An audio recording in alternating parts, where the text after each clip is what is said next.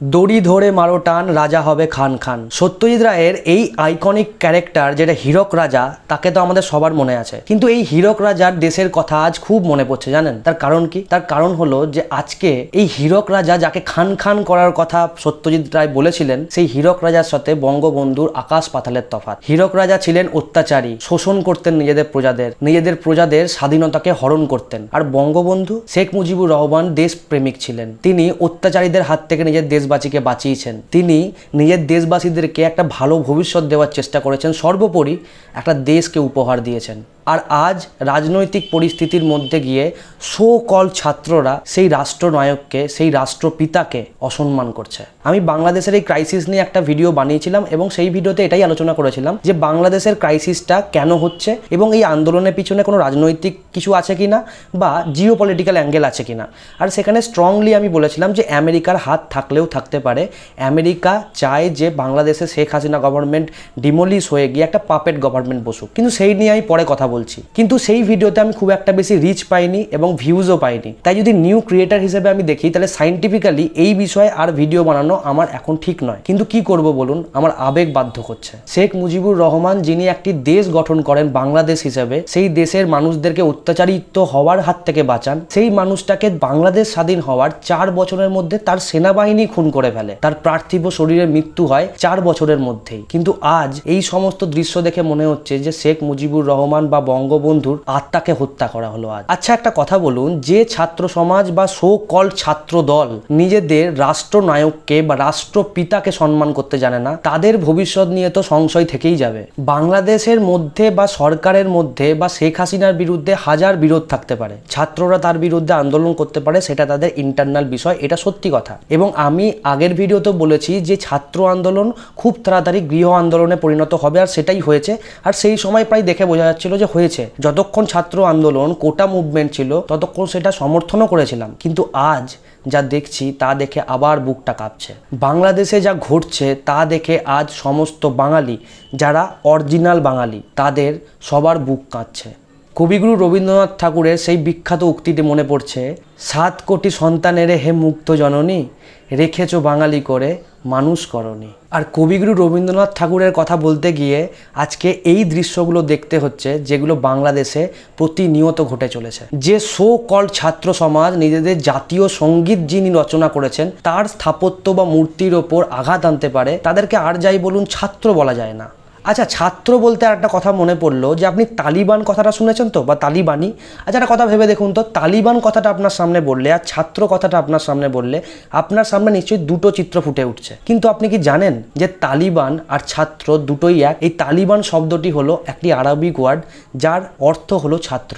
কিন্তু ছাত্র কখন তালিবানে পরিণত হয় জানেন? এই বাংলাদেশে যখন এই ধরনের দৃশ্য হয়, তখন আমরা লাইভ এক্সাম্পল দেখি যে একটা ছাত্র তালিবানিতে পরিণত হয়েছে। আর আমি সোশ্যাল মিডিয়াতে অনেক জায়গাতেই দেখেছি যে অনেকেই এই কথাটা বলছেন যে বাংলাদেশের এটা একটা ইন্টারনাল ম্যাটার, এটাতে বাংলাদেশ নিজেই নিজের ব্যাপারটা বুঝবে, এটাতে আমাদের কি বা ভারতীয়দের কি, আমাদের দুশ্চিন্তা নেই বলছেন। পদে পদে আমাদের দুশ্চিন্তা আছে, সেই নিয়ে আমি পরে বলছি। আগে আবেগ নিয়ে এসেছি, তো আবেগের কথাটা শেষ করি। জীবনে আমরা সবাই বা ইতিহাসে আমরা নানান ধরনের বিপ্লব, নানান ধরনের সংগ্রামের কথা তো শুনেইছি, কিন্তু কোনোদিন শুনেছেন যে বিপ্লবীরা বিপ্লব করতে গিয়ে লুট করেছে? আর যদি বিপ্লবীরা বিপ্লব করতে গিয়ে লুট করেছে, এই ঘটনার কথা আপনার কোথাও মনেও পড়ে, তাহলে আপনার মনে পড়ার কথা চট্টগ্রাম অস্ত্রাগার লুণ্ঠন, যেখান থেকে অস্ত্র লুট করে বিপ্লবীরা বৈদেশিক শক্তির ওপর আক্রমণ হেনেছিলেন। আর এই বিপ্লবটাকে লক্ষ্য করেছেন, এনারা নিজেদেরই সংসদ ভবনে গিয়ে সিগারেটে টান মারছে। প্রধানমন্ত্রী আবাস কোনোদিন কাউরির ব্যক্তিগত আবাস হতে পারে না, বা কোনোদিন কোনো প্রধানমন্ত্রীর ব্যক্তিগত আবাস হতে পারে না। এই সো কল ছাত্ররা গণভবন, যেটা প্রধানমন্ত্রীর আবাস, সেই আবাস থেকে সমস্ত কিছু চুরি করে নিয়ে চলে যাচ্ছে। আর তারা বলছে যে দেশের সংস্কার চলছে। দেখুন, যেভাবে হাসিনা সরকার ছাত্রদের ওপর অত্যাচার করেছে বা যেভাবে ছাত্রদের ওপর গুলি চালানো হয়েছে, সেটা সত্যিই নিন্দাজনক, সেটা নিয়ে প্রচুর বিরোধ থাকতে পারে। কিন্তু এইভাবে তার বদলা নিতে গিয়ে নিজেদের দেশের সম্পদের ওপর, নিজেদের মানুষদের ওপরই আঘাত হানা কোনো ছাত্র সমাজের কাজ নয়। দেখুন, বাংলাদেশ হয়তো পশ্চিমবঙ্গ বা ভারতবর্ষের সঙ্গে যে বাংলা যুক্ত, সেই বাংলার সাথে একটা বর্ডার শেয়ার করে বা বর্ডারের দ্বারা আলাদা, কিন্তু বাংলা ভাষা বা সংস্কৃতির কোনো বর্ডার নেই। তাই দুই দেশেরই জাতীয় সঙ্গীত একজন মানুষেরই লেখা। আর একটা দেশে গিয়ে দেখা যাচ্ছে যারা নিজেদেরকে সো কল্ড বাঙালি বলে, তারা সেই জাতীয় সঙ্গীত যিনি লিখেছেন, যে কবিগুরু রবীন্দ্রনাথ ঠাকুরের নামের কারণে গোটা বিশ্ব বাঙালিকে চেনে, সেই কবিগুরু রবীন্দ্রনাথ ঠাকুরকে কেউ অপমান করবে এবং তারা নিজেদেরকে সো কল্ড বাঙালিও বলবে, এইটা একসাথে হতে পারে না। এবার আসি ভারতের কথায়। আচ্ছা, ভারতের কাছে এটা সত্যি চিন্তার বিষয় নয় বলছেন? চলুন আপনাকে আমি কয়েকটা পরপর পয়েন্ট বলবো আর রিসেন্ট ডেভেলপমেন্ট বলবো, যেগুলোতে আপনারও মনে হবে যে ভারত নিয়ে চিন্তার বিষয় আছে না নেই। দেখুন, ইতিহাস সাক্ষী আছে যে দেশভাগের পর থেকে যখন পাকিস্তান বা বাংলাদেশ তৈরি হওয়ার পর থেকে বাংলাদেশে রাজনৈতিক উত্থান পতন ঘটেছে, ততবার আমাদের দেশের ওপর চাপ পড়েছে। সেটা জনসংখ্যার চাপ হতে পারে বা সেটা রাজনৈতিক চাপও হতে পারে। আর এইবারও সেই ঘটনা হওয়ার সম্ভাবনা আছে। যেমন ধরুন যে বাংলাদেশে যে ধরনের সিচুয়েশন, সেই কারণে অনেক বাংলাদেশিরাই কিন্তু ভারতবর্ষে আসার চেষ্টা করছে। সংবাদ মাধ্যম খুললেই দেখা যাচ্ছে যারা ভিসা পাচ্ছে, যারা মেডিকেল ভিসা পেয়ে যাচ্ছে ইন্ডিয়া, তারা ইন্ডিয়া চলে আসছে। আর কিছু মানুষ দেখা গেছে যে বর্ডারের মধ্যে অপেক্ষা করছে ভারতবর্ষে ঢোকার জন্য, যাদেরকে বিএসএফ আটকে রেখেছে। এরকম খবর আমরা দেখতে পাচ্ছি সংবাদ মাধ্যমে। বাংলাদেশের অরাজকতার আমি অনেক ভিডিও আপনাকে এই ভিডিওতে দেখাতে পারতাম, কিন্তু বিশ্বাস করুন এইগুলো দেখলে আপনারও মন খারাপ হবে। তার জন্য আমি এই ভিডিও ফুটেজগুলো আপনাকে আর দেখাচ্ছি না। আচ্ছা, আন্দোলনটা তো শুরু হয়েছিল কোটা মুভমেন্ট নিয়ে। আন্দোলনটা রাজনৈতিক আন্দোলনে পরিণত হলো। তারপরে আন্দোলনটা এইভাবে গেল যে গৃহযুদ্ধ শুরু হয়ে গেল। এখানে কোনো সাম্প্রদায়িক ব্যাপার তো ছিল না, কিন্তু তবুও হিন্দুদের ওপর আক্রমণটা কিন্তু চলতেই থাকে। বাংলাদেশে যখনই রাজনৈতিক সমস্যা ঘটে, তখন হিন্দুরা সফট কর্নার হয়ে যায়। এটা কেন হয় বলুন তো? আর এই হিন্দুদের ওপর আক্রমণ নিয়ে আপনার কি মতামত অবশ্যই কমেন্টে জানাবেন। কিন্তু এইখানে এই কথাটা কিন্তু আমি বলছি না, আমাদের গভর্নমেন্ট অফ ইন্ডিয়ার যিনি বিদেশ মন্ত্রী এস জয়শঙ্কর, তিনি পার্লামেন্টে দাঁড়িয়ে বলেছেন যে মাইনরিটিসদের ওপর, বিশেষত হিন্দুদের ওপর আক্রমণ হচ্ছে এবং তাদের মন্দির ভেঙে দেওয়া হচ্ছে। কিন্তু এর সাথে একটা বিপরীত চিত্র ফুটে উঠেছে, সেটাও বলা দরকার, যে বাংলাদেশেই কিছু মুসলিম ভাইরা হিন্দুদের মন্দিরকে গার্ড করে রেখেছে, তার চিত্রও আমরা দেখতে পাচ্ছি। কিন্তু রাজনৈতিক কারণের জন্য, ক্ষমতার উত্থান পতনের জন্য সেখানকার মাইনরিটিদের ওপর কেন অত্যাচার হবে? একজন মাইনরিটির ওপর অত্যাচার হলেও সেটাই বা কেন হবে? আর এই নিয়ে ভারতবর্ষের গভর্নমেন্টকে এবং পশ্চিমবঙ্গ সরকারকে একই দিকে ভাবতে হবে।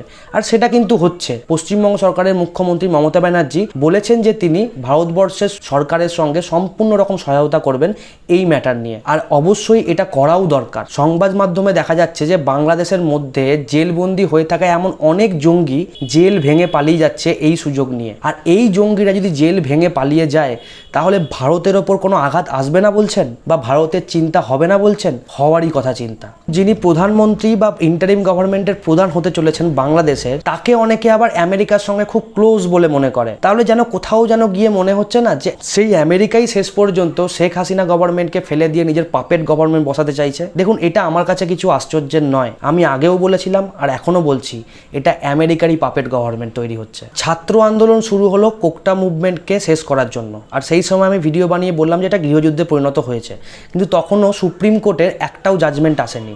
এর পরবর্তীতে সুপ্রিম কোর্ট জাজমেন্ট দেয় এবং সেই জাজমেন্টে মোটামুটি কোটা সিস্টেমকে প্রায় নষ্ট করে দেওয়া হয়। কিন্তু তারপরেও আন্দোলন থেকেই যায়, তারপরেও অরাজকতা থেকেই যায়। কেন বলুন তো? আচ্ছা ঠিক আছে, চলুন। তারপরেও ছাত্ররা চাইলো যে না, শেখ হাসিনা গভর্নমেন্ট পদত্যাগ করুক, তবেই তারা শান্ত হবে বা দেশ সংস্কার তবেই হবে। শেখ হাসিনা পদত্যাগ করে ভারতবর্ষ চলে এলেন। তারপরেও 48 ঘন্টা কেটে যাওয়ার পর বাংলাদেশে অরাজকতা থেকেই গেল। কিন্তু কেন? আচ্ছা, তারপরে বাংলাদেশের সেনাবাহিনী সমস্ত কিছু ল অ্যান্ড অর্ডারের দায়িত্ব নিলেন, তবুও ভায়োলেন্স থামলো না। কেন? তাহলে আপনার কি সত্যি মনে হয় যে ইন্টারিম গভর্নমেন্ট তৈরি হয়ে যাওয়ার পর ভায়োলেন্স থেমে যাবে? আশা করব যেন থেমে যায়। তাহলে ভিডিওটা এই পর্যন্তই। যদি ভিডিওটা আপনাদের ভালো লাগে তাহলে অবশ্যই একটা লাইক করবেন, চ্যানেলটি সাবস্ক্রাইব করবেন।